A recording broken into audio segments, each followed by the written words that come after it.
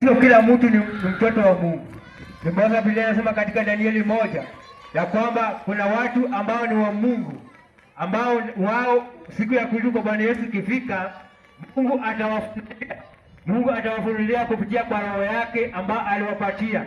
Biblia inasema katika Matendo ya Mitume 1:8 kwa siku ya Pentekoste Mungu alipeana roho kwa wateule, na roho ikaanza kuongoza na kuwatu, na huo roho ndio ananena na roho zao kuambia wao ni wana wa Mungu, kama vile imeandikwa.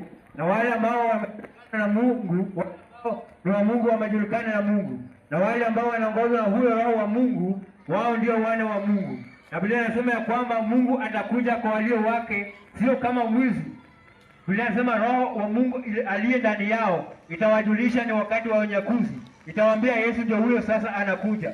Ndipo unasikia mahubiri kuhusu kwa kurudi kwa Bwana Yesu inahubiriwa, kwa maana roho wa Mungu aliye ndani ya wahubiri ya watumishi wa Mungu kuwa Yesu anarudi.